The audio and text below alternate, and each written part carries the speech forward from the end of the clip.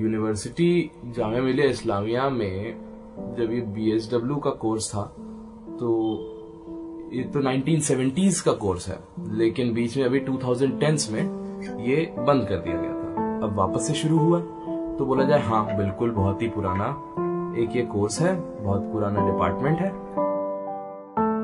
7 दिन की ओरिएंटेशन थी हमारी और हर एक दिन में नया कुछ पता चलता कोर्स के बारे में कि क्या कभी फील्ड वर्क होगा, और फील्ड वर्क में विजिट्स होती हैं और वो बस 1 दिन का है। ओरिएंटेशन से जो डिपार्टमेंट था वो बस यही चाहता था कि स्टूडेंट्स को समझ में आ जाए कि जिस कोर्स में उन लोगों ने एनरोल किया है वो उस कोर्स के लिए सूटेबल है कि नहीं। यही ओरिएंटेशन थी। और ओरिएंटेशन में बताया कि कैसे फील्ड वर्क होता है, social work as a profession क्या होता है, कैसे आगे आने वाले सालों में, सेमेस्टरों में हम लोगों की पढ़ाई चलेगी। हेल्पेज इंडिया की जो आइडियोलॉजी है वो ये कहती है कि फैमिली अपने एल्डर्स की केयर रखे और ओल्ड एज होम्स में ना भेजे। Old age homes should be the last resort. जिन लोगों को बिल्कुल भी एक्सेस नहीं है बेसिक रिसोर्सेज जैसे पानी और खाने का, तो वो भी प्रोवाइड करते हैं cooked meals and portable water. ये तो बहुत ही मैंने समराइज करके बता दिया। यहां से वहां लोग चलते हुए दिख जाएंगे, हाथ उनके दीवारों से छूते हुए वो जा रहे हैं। कैंडल्स बन रही हैं, वो एक वर्कशॉप है। कपड़े सिल रहे हैं, उसकी भी एक वर्कशॉप है।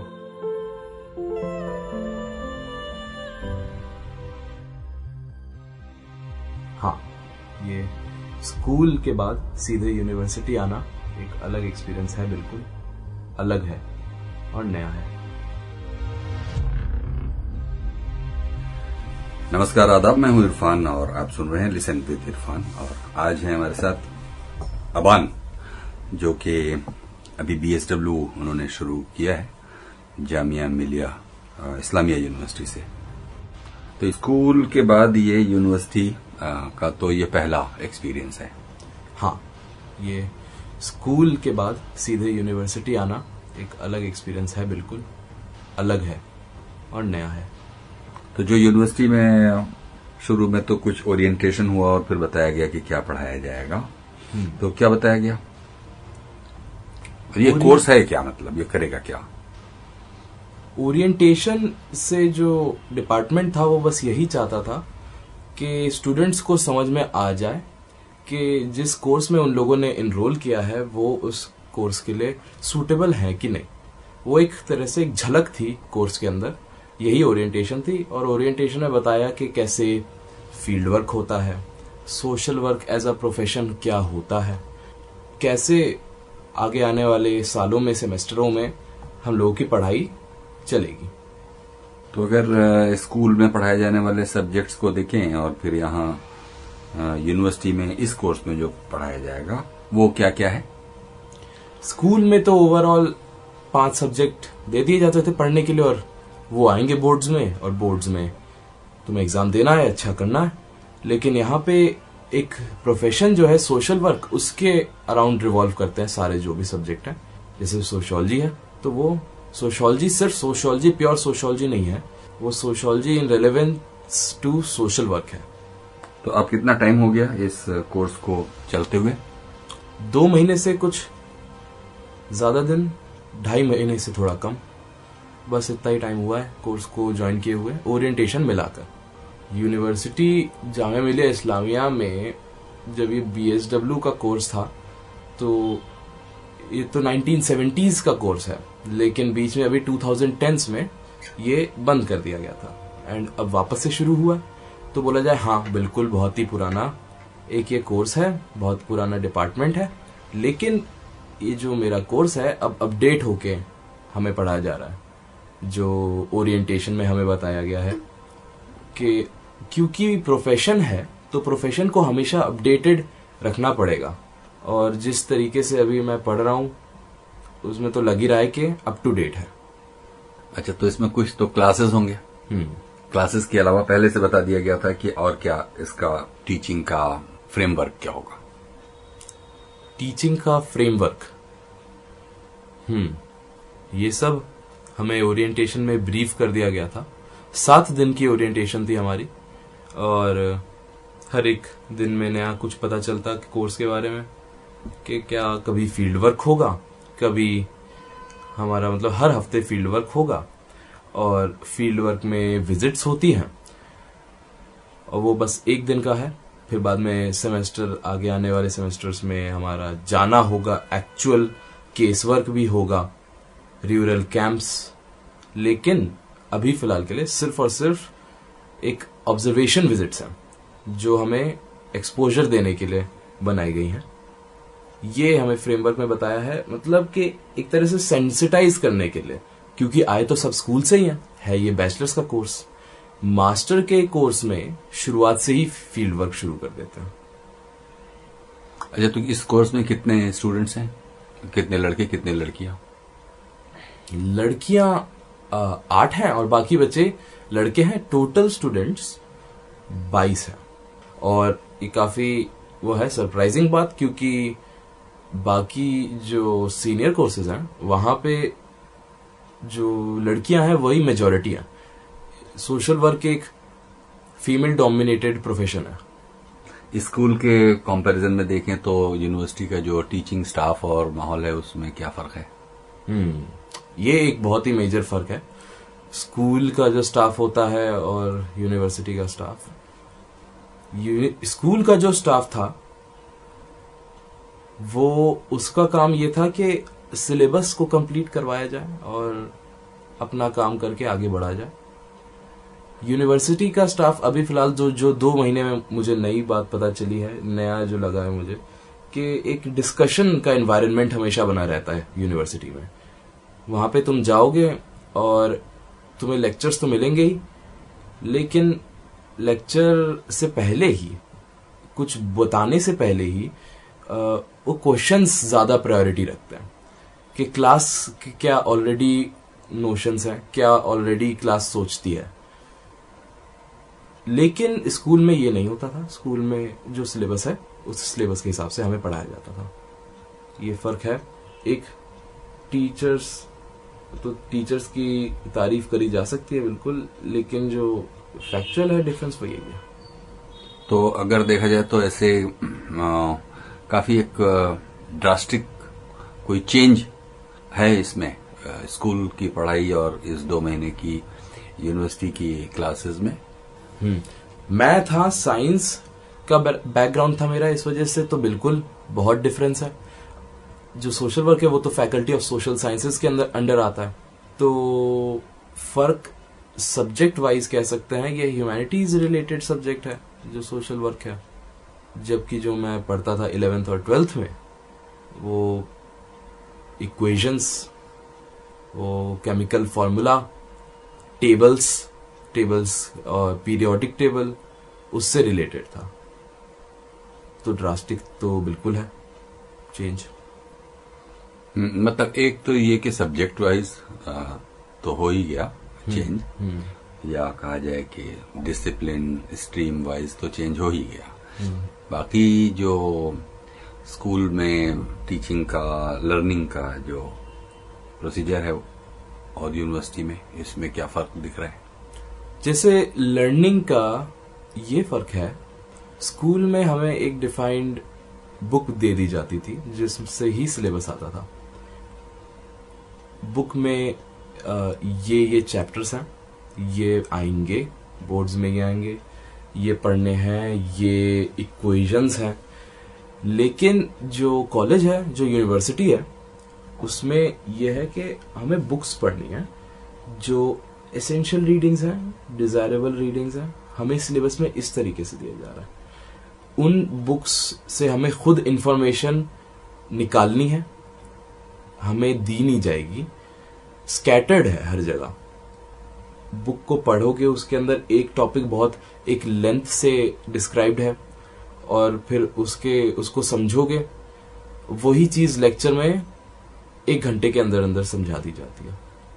लेकिन स्कूल में अगर एक बुक है और बुक के अंदर एक कोई टॉपिक है, उस टॉपिक को उतनी देर में ही पढ़ाया जाएगा जितनी देर में एक कोई स्टूडेंट खुद से भी पढ़ सकता है। ये फर्क है। अच्छा, तो अब इसका जो क्लासरूम टीचिंग के अलावा जो फील्ड विजिट या उसको कह रहे हैं कि क्या पर्पस है उसका? जो फील्ड वर्क के अंदर हमारी ऑब्जर्वेशन विजिट्स आती हैं, उनका ये पर्पस है कि एक एक्सपोजर प्रोवाइड करना स्टूडेंट्स को कि क्या क्या इंडस्ट्री में होता है, कौन कौन से ऑप्शंस स्टूडेंट्स के लिए अवेलेबल है स्पेशलाइज करने के लिए, चाइल्ड डेवलपमेंट और ओल्ड एज, एडवोकेसी। तो उनका पर्पस यही है। एक्सपोजर विजिट्स अभी बताई गई हैं, एक सेमेस्टर के लिए हमारी एक्सपोजर विजिट्स हैं। और जो अभी तक मैं गया हूं विजिट्स में, उनसे ये पता चलता है कि ऑर्गेनाइजेशन कैसे चल रही है और ऑर्गेनाइजेशन में क्या क्या आता है, उसके अंडर कैसे एम्प्लॉयमेंट अपॉर्चुनिटीज देती हैं। वो तो जाता हूं तो ऐसा लगता है एडवर्टीजमेंट ही है उस ऑर्गेनाइजेशन का। तो कहाँ कहाँ गए? जैसे कि ब्लाइंड रिलीफ एसोसिएशन, कुलाची मनोविकास केंद्र विच वॉज अ स्पेशल मतलब चिल्ड्रन विद स्पेशल नीड्स का स्कूल, शिखर जो लाइब्रेरीज पे फोकस करता है विद मिनिमल चार्ज, फिर विजन 2026 जो ह्यूमन वेलफेयर फाउंडेशन के अंडर आता है, और अभी सबसे रिसेंटली हेल्पेज इंडिया गया था मैं। तो ये जो जितने भी 4-5 सेंटर हैं, वो यूनिवर्सिटी से, अगर यूनिवर्सिटी को बनाए सेंटर पॉइंट, तो वहां से कितनी कितनी डिस्टेंस पे है और कहाँ कहाँ है? कुछ तो बहुत ही पास है और कुछ तो बहुत ही दूर। जैसे कि एक तो ओखला में ही है, एक स्टेशन पहले जामिया मिलिया इस्लामिया से, मेट्रो स्टेशन पहले, और कुछ ऐसे हैं जो 20-25 किलोमीटर दूर है। लेकिन जो भी लोकेशन है हमें खुद से ही जानी है। और ये सब दिल्ली में ही? हाँ, दिल्ली में ही ये अभी तक जो भी लोकेशन रह चुकी हैं। यूनिवर्सिटी से मैक्सिमम 30 किलोमीटर की डिस्टेंस में ही है।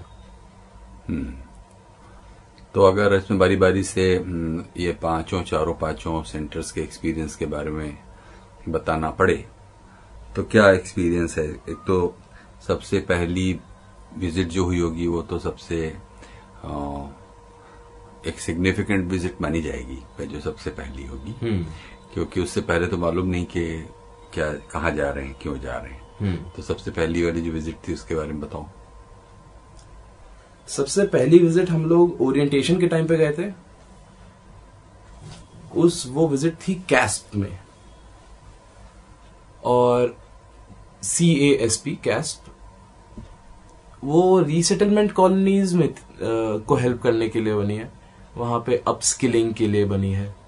जब वहां पहुंचा मैं, तो जाने के लिए सबसे पहले तो लोकेशन मालूम होनी चाहिए किसी को। पहले हमें लोकेशन दे दी जाती है गूगल मैप्स पे कि ये रही लोकेशन, आप जैसे भी आना चाहो आ जाइएगा, और ये रही टाइमिंग, वेदर दैट बी 9:30 10:30। कैस्ट में हमें 10:30 तक बुलाने को मतलब आने को बोला था। कुछ स्टूडेंट्स आए, कुछ स्टूडेंट्स लेट आए, लेकिन जब वहां पहुंचे तो सबसे पहली चीज उनकी जो सारी फील्ड विजिट्स में कॉमन है वो है एक प्रेजेंटेशन। या तो प्रेजेंटेशन रहेगी या तो एक फिल्म रहेगी। उस फिल्म या प्रेजेंटेशन में वो इंट्रोड्यूस कर देते हैं अपने आप को, और बहुत ही टेक्निकल होता है। सारी उसके अंदर इंफॉर्मेशन ऐसी होती है कि नंबर्स, हमने यहां काम किया है, दीज आर द लोकेशंस जहां पे हमने काम किया है। कोई होगा मणिपुर में, राजस्थान, हरियाणा, साउथ इंडिया में कम काम किया था उन्होंने। लेकिन हम जिस सेंटर पे गए थे फिर कुछ देर बाद, ये इंट्रोडक्शन के बाद, हमें बोला कि अब तुम जाओगे इन सुपरवाइजर के साथ, और हमें असाइन कर दिए गए उनके ऑर्गेनाइजेशन में से एक एक कोई, और ग्रुप बना के 3-4 का बोला कि जाओ।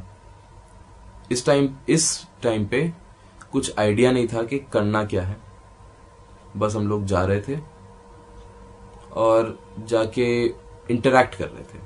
जहां मैं गया वहां पे छोटे बच्चे थे, वो छोटे बच्चों को एक तरह से आफ्टर स्कूल ट्यूशन प्रोवाइड किया जा रहा था। वहां पे सिर्फ लड़के थे, लड़कियां शायद 1 या 2 थी। उनकी एज रही होगी 6 से लेकर 8 इयर्स, ऐसे कुछ। मैं वहां गया और वहां पे जाकर हमें इंटरैक्ट करना था उनसे। तो क्या इंटरैक्शन हो, ओरिएंटेशन में हमें यह बता दिया गया था कि ग्रुप जब होता है तब उनके बीच में सबसे पहले तो आइस ब्रेक करनी होती है। तो इंट्रोडक्शंस किसी तरह से अगर किसी पेक्यूलियर वे में इंट्रोड्यूस करवाया जाए उन्हीं लोगों को एक दूसरे से, तो आइस ब्रेक हो जाती है। क्योंकि जब वहां गए तो पता चला कि वो एक दूसरे को नहीं जानते। उनके पेरेंट्स उनको ड्रॉप ऑफ करते हैं उस लोकेशन पे, और जिस टाइम पे उनको पिकअप करना होता है वापस आ जाते हैं लेने, और कोई भी एक दूसरे से इंटरैक्ट नहीं करता है शायद। तो जब उनको एक दूसरे से एक गेम के तरीके से इंट्रोड्यूस करवाया, उसके बाद कुछ और ऐसे गेम्स खेले जिसके अंदर बच्चे इन्वॉल्व हो सके, तब तक हमारा टाइम हो गया था और हम लोग वापस चले आए। वापस आकर हमें यह पता चला कि हमें तो 6 to 8 इयर्स के बच्चों का ग्रुप मिला था, बाकी लोगों को 14, 15, 16 इयर्स के भी मिले थे। तो उनके लिए तो इजी रहा था इंटरैक्शन, क्योंकि वो तो ग्रोन अप हैं, एडोलेसेंट्स हैं, उनसे बात की जा सकती है। लेकिन जहां मैं गया था वहां पे तो बच्चे एकदम मानो उनका मुंह म्यूट पे था, वो कुछ नहीं बोलना चाह रहे थे। और ऑफ कोर्स क्यों बोलेंगे, उनसे अलग लोग आए हैं, उनकी तरह दिखते नहीं है और कहीं बाहर से आए हैं। उनकी टीचर उनसे फेमिलियर है, हम तो नहीं थे, हम तो पहली बार आए। एनीवेज, बाकी लोग अलग अलग एज ग्रुप के बच्चों से मिले, एंड हमारी फिर से ब्रीफिंग हुई उस विजिट में कि उन लोगों ने क्या काम किया है, कहाँ कहाँ काम किया है और क्या था। तो ये पहली विजिट थी, तो ये कहाँ पर, ये जो कैस्प है ये कहाँ था, किस मोहल्ले में, कितनी दूर कहाँ था ये? और जैसे तुम लोगों को तो मिले 6 से 8 साल के एज ग्रुप के लोग, बाकी लोगों को उसी कैस्प के उसी कैंपस में मिले 12 से 14, 16 साल के लोग? क्या हुआ, मैं समझा नहीं। हाँ, कंफ्यूजन ऐसा था कि एक लोकेशन हेडक्वार्टर्स टाइप जो था वहां पे हमें ब्रीफ किया गया था, वो अलग था। उसके नीचे भी, मतलब अगर फर्स्ट फ्लोर पे वो लोकेशन है जहां पे हम लोग बैठे थे, तो फिर उसके जस्ट नीचे -1 ग्राउंड फ्लोर, मतलब अंडरग्राउंड नीचे वाले फ्लोर पे भी एडोलेसेंट्स थे जिनका ट्यूशन था। हम लोगों को वहां से थोड़ा डिस्टेंस लाइक 50-100 मीटर्स चल के जाना पड़ा गलियों में से, क्योंकि जो जगह थी वो थी मदनपुर खादर रीसेटलमेंट कॉलोनी। वहां से जाते हुए हम लोग छोटे से एक कमरे में गए, वो भी ऊपर फर्स्ट फ्लोर पे था, और वहां पे ही वो मुझे 6 to 8 इयर्स के बच्चे मिले। बाकी एक और शायद ग्रुप था, वो एक बाकी जो ग्रुप था उनको भी किसी एक लोकेशन में हमारी तरह ही ले गए होंगे, लेकिन जो 3 ग्रुप में से पहला ग्रुप था वो नीचे ही गया था हेडक्वार्टर्स के, जहां पे 14 to 15 इयर्स के स्टूडेंट्स थे। तो जो लोकेशन थी वो थी ओखला विहार मेट्रो स्टेशन के पास शायद। इंटरैक्शन के बाद जब हम लोग वापस उस लोकेशन पे आए, तब हमें यह भी पता चला कि वहां पे हर किसी के लिए कंप्यूटर अवेलेबल हैं जिनको इंटरेस्ट हो इस चीज में अपने आप को स्किल अपनी बढ़ाने का, अपनी अगर उनको स्किल बढ़ानी है सो वो कैस्ट में आकर अपने आप को एनरोल कर सकते हैं और एक तरीके से वो डिजिटली लिटरेट हो सकता है।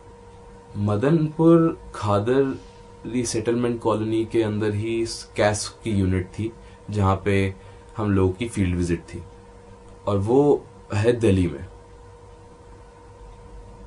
ठीक है, और दूसरी फिर या फिर अगली नेक्स्ट अगली फील्ड विजिट थी हमारी विजन 2026 में, जो है ह्यूमन वेलफेयर फाउंडेशन का एक पार्ट।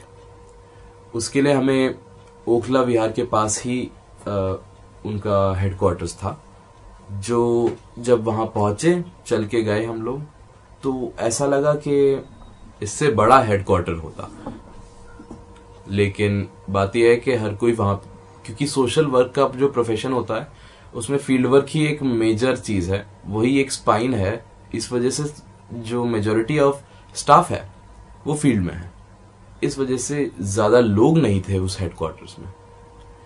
विजन 2026 की फील्ड विजिट में जब सब लोग पहुंचे तब हमें एक सेमिनार हॉल में बैठाया गया जहां पे एक स्क्रीन थी और जैसे प्रेजेंटेशन कैस्ट में दिखाई गई वैसे ही विजन 2026 में हमें एक मूवी दिखाई गई। जब सारे स्टूडेंट्स वहां पे पहुंच गए थे तब पता चला कि जो हेडक्वार्टर है वो एक रेजिडेंशियल बिल्डिंग के अंदर है। जैसे बिल्डर फ्लैट्स होते हैं, जैसे चार फ्लोर की एक बिल्डिंग होती है जिसके अंदर नॉर्मल लोग रहते हैं, गलियां होती हैं, तो टॉप फ्लोर पे उनका मेन सेमिनार हॉल है, थर्ड फ्लोर पे उनका ऑफिस है, फर्स्ट फ्लोर पे उनका एक और ऑफिस है। हमें सेमिनार हॉल में बैठाया गया था, वहां पे हमें एक स्क्रीन प्रोवाइडेड थी जिसपे हमें एक फिल्म दिखाई गई जो विजन 2026 को इंट्रोड्यूस करे। विजन 2026 एक बहुत ही वास्ट प्रोग्राम है जो काफी सारी फील्ड्स में एक्सपैंड करता है, जैसे कि हॉस्पिटल्स, ऑर्फेनेजेस, स्कूल्स, हेल्थ केयर, और जो जिन लोगों को बिल्कुल भी एक्सेस नहीं है बेसिक रिसोर्सेज जैसे पानी और खाने का, तो वो भी प्रोवाइड करते हैं। Cooked meals and portable water. ये तो बहुत ही मैंने समराइज करके बता दिया, लेकिन उन्होंने अच्छे से डिस्क्राइब किया था। विजन 2026 में हमें ये पता चला कि स्कीम्स अवेलेबल हैं और लोग अवेल कर सकते हैं, लेकिन जब उसको अवेल करने जाते हैं तब उनको फेस करना पड़ता है मिस इन्फॉर्मेशन, उनको फेस करनी पड़ती है ऐसी बातें कि जो लोग स्कीम को उनको प्रोवाइड करेंगे वो बोलेंगे कि नहीं, तुम्हें और पैसे देने पड़ेंगे, दे आर करप्ट, उनको ब्राइब्स चाहिए। ऐसी स्टोरीज अवेलेबल हैं उनकी वेबसाइट पे विजन 2026 की। कितनी एक्यूरेट है मुझे नहीं पता, लेकिन इनके कोऑर्डिनेटर्स सबसे इनका एक क्रूशियल पार्ट है इस ऑर्गेनाइजेशन का, कि जो फील्ड वर्क में गए हुए हैं सारे लोग वो वहां पे रहते हैं, वो कम्युनिटी से मिलते हैं, उनकी प्रॉब्लम्स देखते हैं और फिर बाद में अगर कोई पैन कार्ड की जरूरत है, आधार कार्ड की जरूरत है तो वो बनवाएंगे, अगर उनको कुछ किसी स्कीम से लिंक करवाना है तो वो करवाएंगे। लिटरेसी जहां नहीं है स्पेशली वहां पे जाकर ये करेंगे अपना काम। थर्ड ऑर्गेनाइजेशन जो हमारी थी वो थी ब्लाइंड रिलीफ एसोसिएशन। ये है लाला लाजपत राय रोड पे, दिल्ली में ही है ये ऑर्गेनाइजेशन। यहाँ पे मैं लेट पहुंचा था जिस दिन ये ऑर्गेनाइजेशन की हमारी विजिट हुई थी। ये एक स्कूल के अंदर ही है, ब्लाइंड स्कूल, और ये ऑर्गेनाइजेशन एक साथ ही है। यहाँ से वहां लोग चलते हुए दिख जाएंगे, हाथ उनके दीवारों से छूते हुए वो जा रहे हैं। कैंडल्स बन रही हैं, वो एक वर्कशॉप है। कपड़े सिल रहे हैं, उसकी भी एक वर्कशॉप है। उसको देखते देखते कॉरिडोर में चलते चलते जाएंगे तो एक क्लासरूम आएगा, तो उस क्लासरूम में हमें बैठाया गया था। उस क्लासरूम में हमें बैठकर थोड़ा सा ब्रीफ किया कि क्या करना पड़ता है, कैसे क्या प्रॉब्लम्स आती हैं जो मैंने मिस कर दिया था। तो ब्रीफिंग के बाद स्टूडेंट्स को ले गए थे लाइब्रेरी, हमें दिखाया था लैब, कंप्यूटर लैब। हमने 2 वर्कशॉप देखी थी, जो उनमें से एक थी कैंडल मेकिंग, एक थी स्टिचिंग एंड सीविंग, और शायद एक मसाज पार्लर। क्योंकि जो ब्लाइंड होते हैं उनको तो दिखाई देगा नहीं, लेकिन उनके हाथ पैर तो सब एकदम काम करेंगे, वो मसाज कर सकते हैं। उनको मसाज करना सिखाया जाता है, मतलब जो भी चाहेगा ये सीखना, अलग अलग टेक्निक्स, उनको सर्टिफिकेट दिया जाता है, उनको प्लेसमेंट करवाई जाती है। अच्छा इनिशिएटिव है। लेकिन सबसे इंटरेस्टिंग जो लगा वो था कैंडल मेकिंग वर्कशॉप।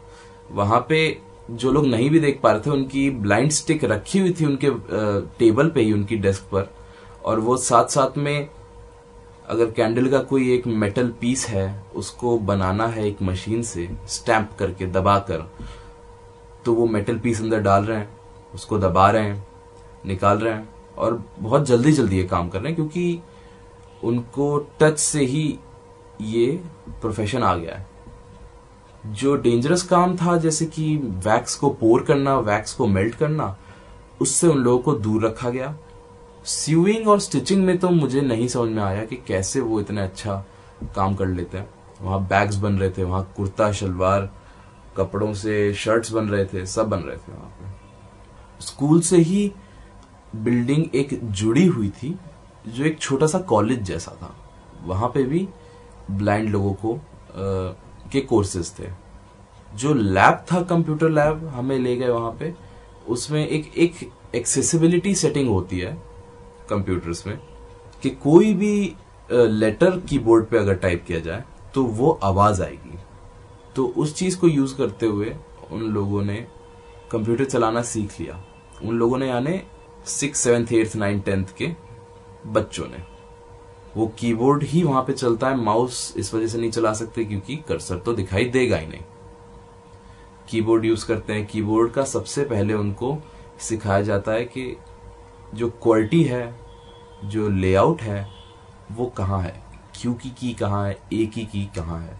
फिंगर के टिप्स पे ही उनको पहले सिखा दिया जाता है, फिर उसके बाद दे स्टार्ट टाइपिंग। हमें ब्लाइंड रिलीफ एसोसिएशन के मेडिकल रूम में ले गए थे, जो मैं कुछ खास समझा नहीं कि इसकी जरूरत क्या थी हमें ले जाने की। लेकिन अच्छी बात यह है कि वहां पे जाकर एक मजेदार बात यह पता चली कि वहां पे जैसे एक बच्चा आया था, वो तभी आया जब हम लोग उस रूम में थे। तो हमने इन्फॉर्म किया वहां के जो स्टाफ था, उनको इन्फॉर्म किया कि देखिए एक बच्चा आया है, उसको आप देख लीजिए। तो उन्होंने बोला हाँ ठीक है, देख लेंगे। बच्चा मतलब तुम बैठ जाओ, बच्चे को बोला बैठ जाओ। तो जो मेरा कोई एक क्लासमेट था वो उसके साइड में बैठा हुआ था बच्चे के साथ ही, और उससे बात करने में पता चला कि उसका हिंदी सब्जेक्ट का पीरियड था। इस वजह से उसको वो स्किप मार के आया और मेडिकल रूम में आके बैठ गया। उसके लिए हिंदी का पीरियड बोरिंग है।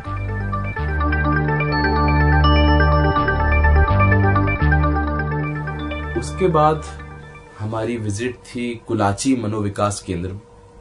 वो एक स्कूल है, एक चिल्ड्रन विद स्पेशल नीड्स के लिए। कुलाची मनोविकास केंद्र केशवपुरम में है। हम वहां मेट्रो से गए, कुछ लोग कैब से आए थे। हम लोग पहले ही स्कूल में घुस गए थे। स्कूल में घुसे, वहां पे ऑलरेडी प्रिपरेशन हो रहा था रामलीला के प्रोग्राम के लिए। कोऑर्डिनेशन हो रहा था, टीचर कर रही थी कोऑर्डिनेट, और बच्चे वही, किसी को डाउन सिंड्रोम, किसी को ऑटिज्म और किसी को सेंसरी इश्यूज। कुछ देर बाद हम लोग वहां से निकल ही गए थे। फिर हम लोग चाय पीने चले गए थे क्योंकि ऑफिशियली हमारी विजिट स्टार्ट नहीं हुई थी।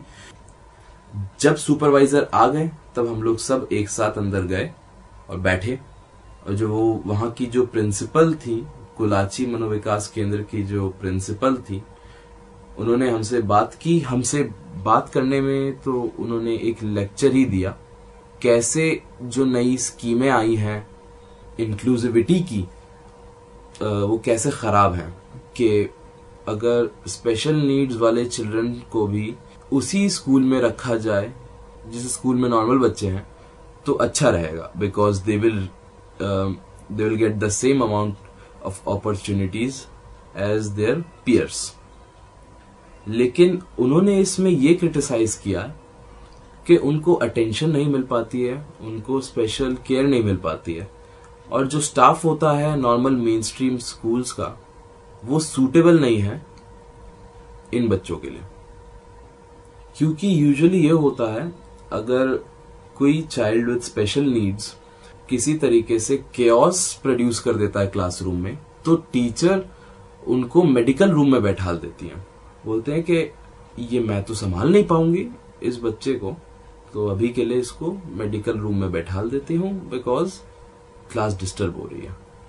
इसका मेन रीजन तो यही है कि टीचर्स क्वालिफाइड नहीं है।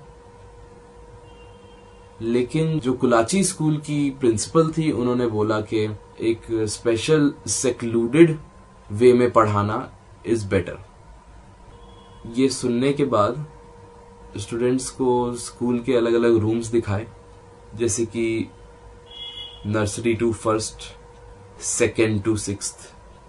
ज्यादा बच्चे नहीं थे इस स्कूल में, शायद 50 की कैपेसिटी है। कितने क्लास तक पढ़ाया जाता है? 5th या 6th क्लास तक कुलाची मनोविकास केंद्र में पढ़ाया जाता है। 2 फ्लोर का ही बस स्कूल है। तुमको नहीं कुछ पूछना पड़ेगा? स्टूडेंट्स कुछ क्वेरी नहीं वहां रख सकते हैं? स्टूडेंट्स क्वेरी रख सकते हैं, लेकिन जो वहां के बच्चे थे वो टीचर्स की ही बातें सुन रहे थे।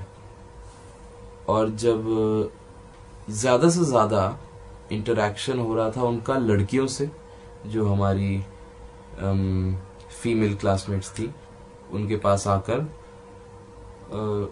उनसे वो मिल रहे थे, हाय हेलो कर रहे थे। उससे ज्यादा हमारा इंटरैक्शन नहीं हुआ। वहां पे टीचर्स जो थी उनसे इंटरैक्शन यही हुआ कि हाउ डू दे टीच, और ऐसा कुछ खास उनका अलग टीचिंग मेथड पता नहीं चला, अदर देन कि वो उनको ज्यादा टाइम देती है, ज्यादा पेशेंस, उनको कुछ जो वो चाहते हैं वो करने देती है। एक क्लासरूम में 2 टीचरें पढ़ा रही थी एक बार साइमल्टेनियसली, मतलब कि एक ही क्लासरूम है, 2 टीचर्स हैं, एक टीचर के सामने कुछ 3 से 4 बच्चे हैं और वो पढ़ा रही हैं।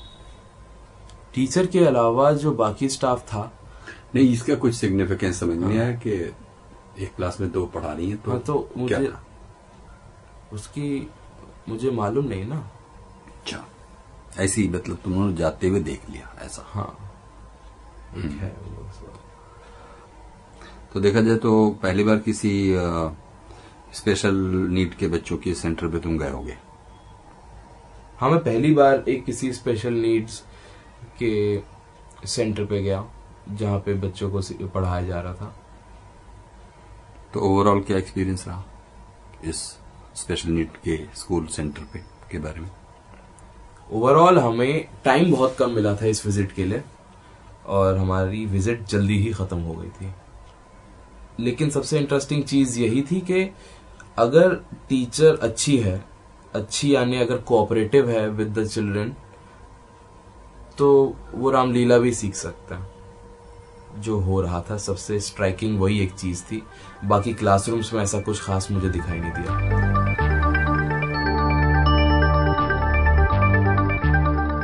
अगली विजिट थी शिखर एनजीओ में।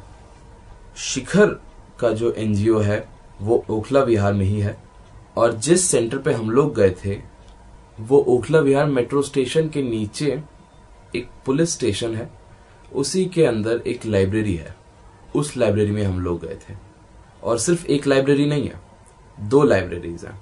एक छोटी लाइब्रेरी है और एक फुल साइज लाइब्रेरी है, जिसके ऊपर बैनर भी बना हुआ है कि ये एक पुलिस स्टेशन की लाइब्रेरी है।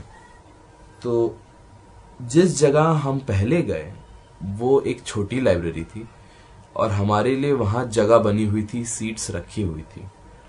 उस लाइब्रेरी में हम लोग बैठे जब जाकर, तब जो शिखर के रिप्रेजेंटेटिव थे उन्होंने बताया कि कब से वो 2001 से ये अपना काम कर रहे हैं, क्या काम कर रहे हैं, कि शिखर एनजीओ स्टार्ट हुआ कैसे स्कॉलरशिप से, और अब ये एक 16 लाइब्रेरीज का एक क्लस्टर बन गया जो दिल्ली में स्पैंड आउट है। हर एक लाइब्रेरी में एंट्रेंस एग्जाम्स पे ही फोकस ज्यादा रखा गया है ताकि जो स्टूडेंट्स हैं वो बुक्स पढ़ के एग्जाम दे सकें और एडमिशन ले सकें यूनिवर्सिटीज में।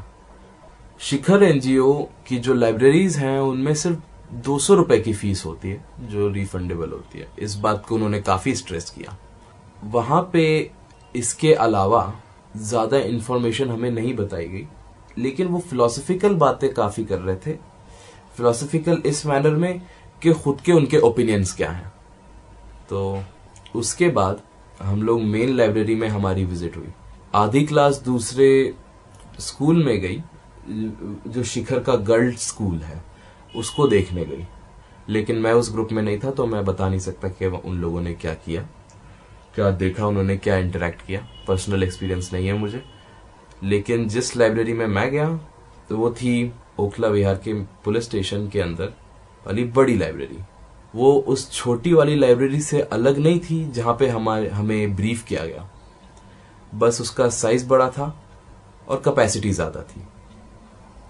उसी लाइब्रेरी में एक यूपीएससी का भी सेक्शन है जहां पे जिन लोगों को यूपीएससी की तैयारी करनी हो वो आ सकते हैं। यूपीएससी वाले सेक्शन में एलिजिबल होने के लिए किसी भी स्टूडेंट को एक अटेम्प्ट देना कंपलसरी है और 3 महीने तक बैठना consistently in the normal library भी कंपलसरी है। मैं बीएसडब्ल्यू का स्टूडेंट हूं। जब लाइब्रेरी से निकल रहे थे तब वहां एक स्टूडेंट मुझे अप्रोच किया और उसने मुझसे पूछा कि मैं कहां से आया हूं और मैं क्यों आया हूं। तो जब मैंने उसको बताया कि मैं जामिया मिलिया इस्लामिया से आया हूं, डिपार्टमेंट ऑफ सोशल वर्क, और मेरी ये फील्ड विजिट है, तो उसने बताया कि वो भी प्रिपरेशन कर रहा है मास्टर्स ऑफ सोशल वर्क के लिए। उसने एग्जाम दिया, लेकिन उसको जो परेशानी आ रही थी वो थी इंग्लिश में। अब उसका ये सेकंड अटेम्प्ट होगा अगले साल। तो इस तरह शिखर की विजिट खत्म हुई। हाँ, उसके बाद सबसे रीसेंट विजिट जो थी वो थी हमारी हेल्पेज इंडिया। हेल्पेज इंडिया एक एनजीओ है जो एल्डर्स के लिए काम करता है। रिसेंट विजिट का मतलब हुआ कि आज है 29 अक्टूबर 2023, तो कुछ पिछले हफ्ते या क्या? यानी कि आज है 29 अक्टूबर, तो हमारी जो फील्ड विजिट थी वो थी 27 अक्टूबर को। HelpAge India Qutub institutional area में है। हेल्पेज इंडिया में जाकर जब हम लोग सेमिनार हॉल में बैठे तब हमें फिर से एक ऐसी प्रेजेंटेशन दिखाई गई जिसमें वो अपने नंबर्स, अपने इन्फोग्राफिक्स दिखा रहे थे और बता रहे थे कि क्यों एल्डर्स को प्रॉब्लम आती है, क्यों जो सीनियर सिटीजन्स हैं उनके लिए ये काम होता है। हेल्पेज इंडिया एक एनजीओ है जो पार्टनर करता है ओल्ड एज होम्स के साथ, उनको प्रोवाइड करता है रिसोर्सेज अगर उनको जरूरत हो, और ये फुली डोनेशन पे ही काम करता है, कॉरपोरेट डोनेशन पे भी और लोगों की डोनेशन पे भी।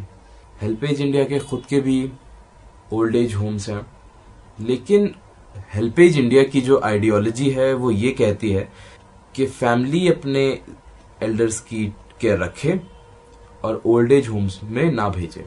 Old age homes should be the last resort.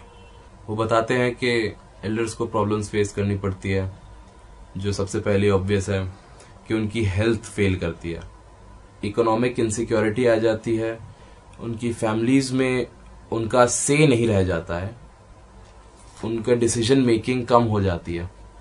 जैसे कि अगर कोई इंसान रिटायर हो गया और वो ज्यादा कंट्रीब्यूट नहीं कर रहा है इकोनॉमिकली फैमिली में, तो उसकी इम्पोर्टेंस कम हो जाती है, वो आइसोलेटेड हो जाता है।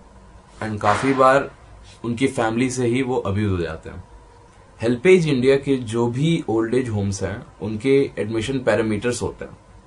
एडमिशन पैरामीटर से पहले प्रायोरिटी है काउंसलिंग। वो फैमिली और जो एल्डर सिटीजन है उसको साथ में लेकर काउंसिल करते हैं and they try to work it out कि फैमिली में ही कैसे उनका एक म्यूचुअल अंडरस्टैंडिंग हो सके और वहीं रह सके, इंस्टेड ऑफ कि वो ओल्ड एज होम्स में उनको रख दिया जाए।